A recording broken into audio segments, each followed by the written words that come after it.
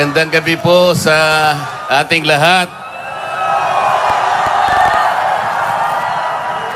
Unang-una na po ay gusto ko pong magpasalamat sa inyong lahat. Kahapon pa po ay tinitingnan ko na kayo.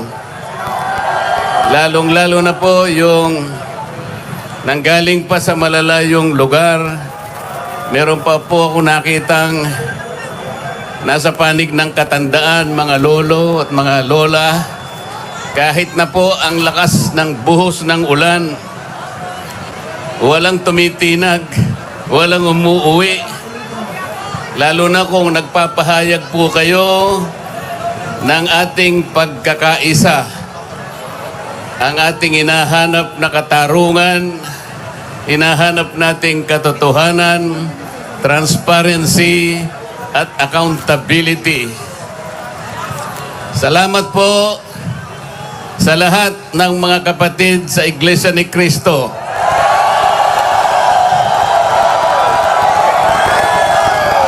Salamat din po sa mga hindi kapatid ngunit nakikisang-ayon at sumusuporta sa pagkakaisa natin sa gabing ito.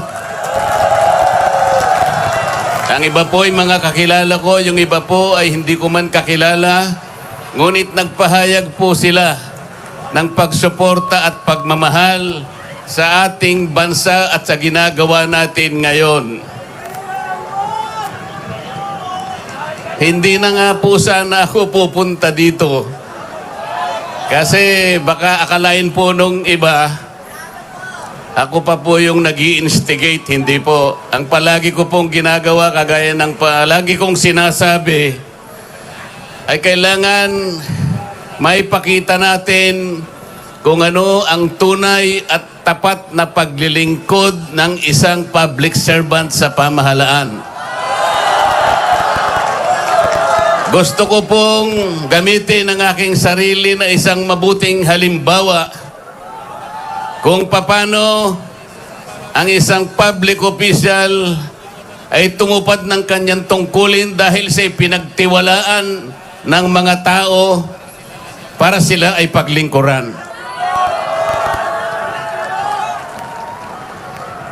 Hindi ko po alam kung paano ko kayo pasasalamatan sa tuwing nababanggit ang aking pangalan na sinusuportahan po ninyo ang aking ginagawa para sa ating bansa.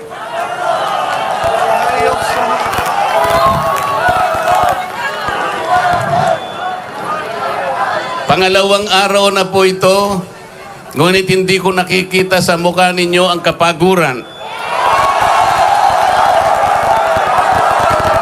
Hindi ko po alam kung paano ako magpapasalamat sa inyo.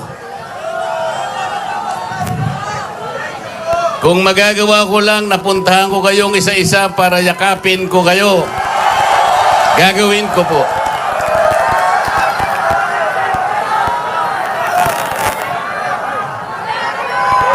Naisip ko nga, magdadala na lang ako ng hopya.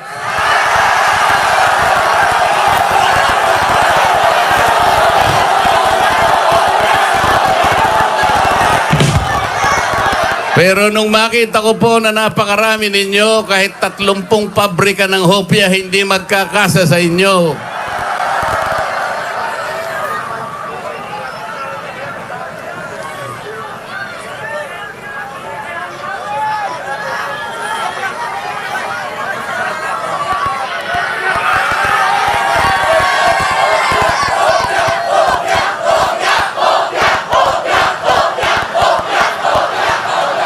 Bakit nilulunod ang pag-iimbestiga sa flood control scam? Bakit si Marcoleta ang ikukulong, kayo ang mandarambong?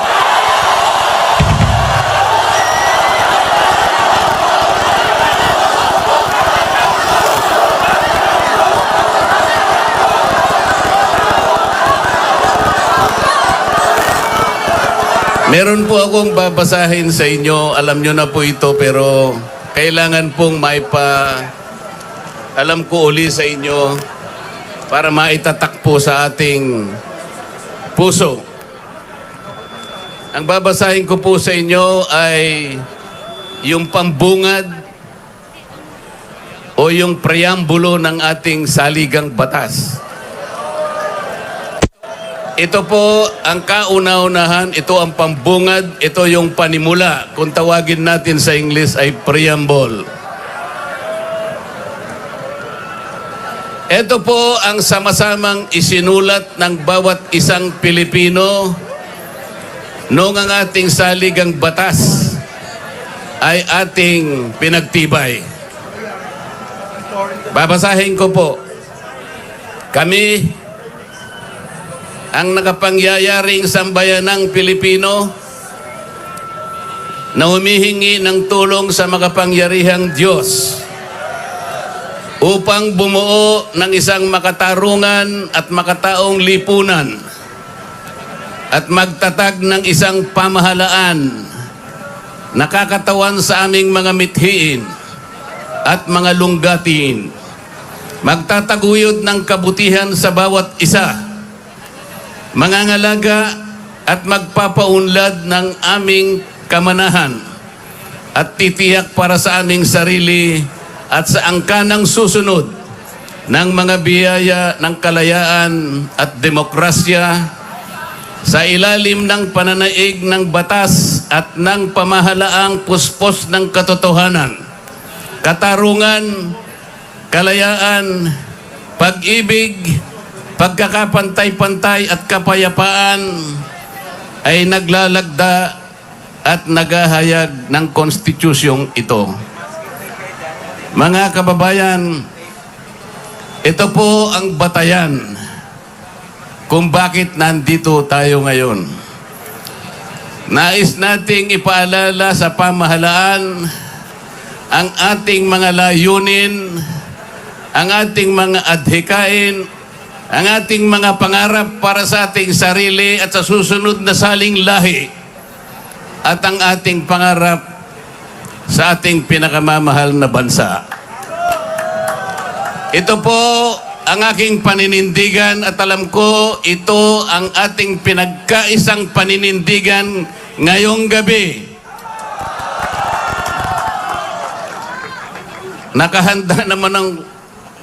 Nakahanda po akong magpakulong.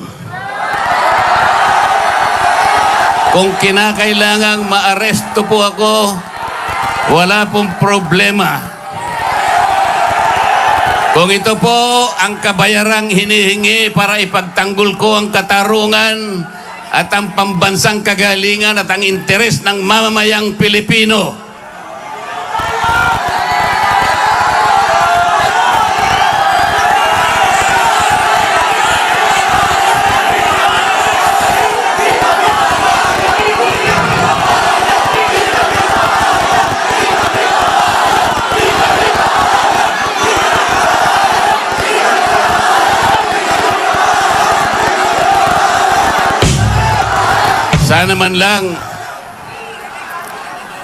sana man lang may ninakaw ako. Sana man lang kasama ko sa mga mandarambong. Mga nabanggit na yung mga pangalan nila. Ang isa ay si Martin Romualdez. Ang pinagdalhan ng mali-malitang pera.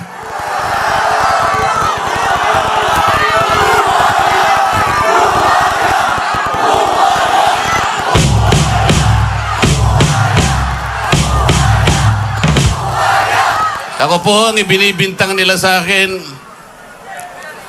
ay salaping pantulong para sa kampanya para ako'y manalong isang senador.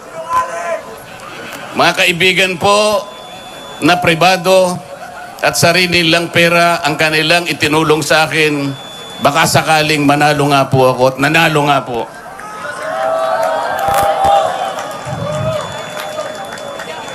Hindi ko na po ipaliliwanag ang technicality kung paano nila inimbento ang isang gawa-gawang asunto laban sa akin.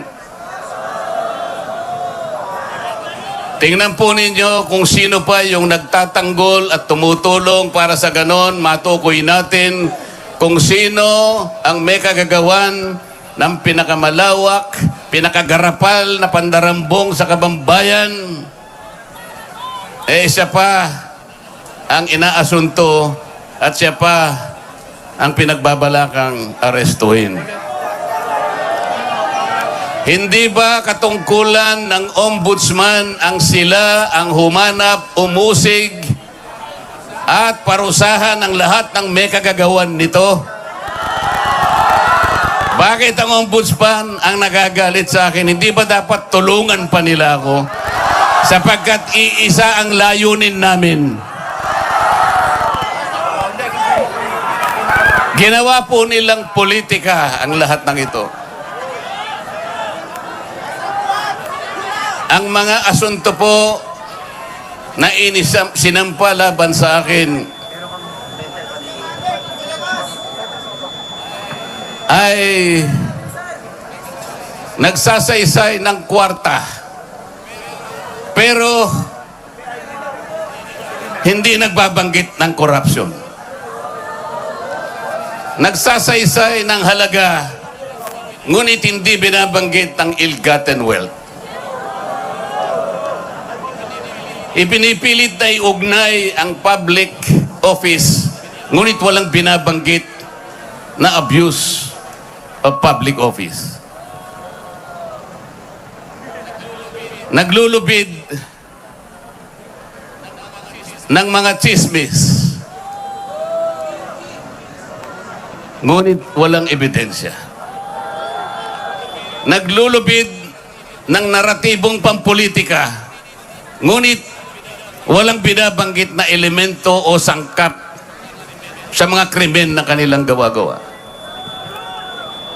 Yun po ang nakapagbibigay po ng malaking kalapastanganan sa ilalim po ng mga batas na umiiral sa ating bansa.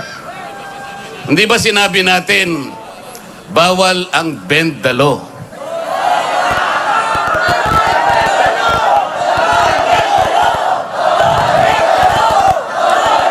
Ayun. Don't bend the law.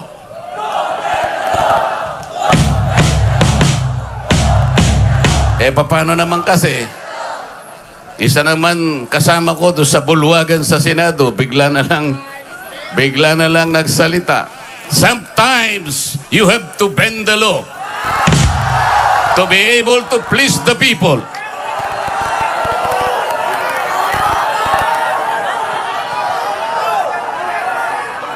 Sumagot naman yung kausap.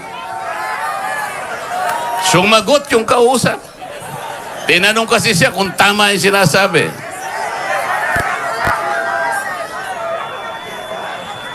Ang sabi niya, yes sir.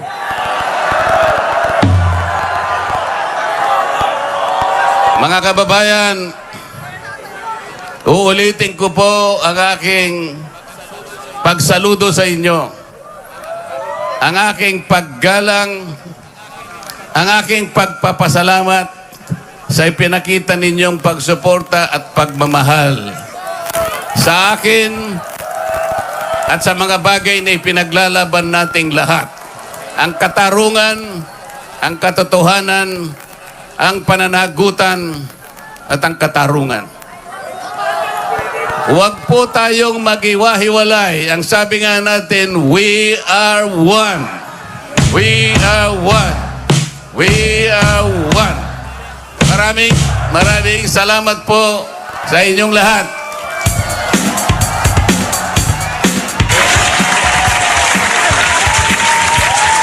Sampung palakpak para kay Senator Marcoleta. Dagdagan pa natin because we are one.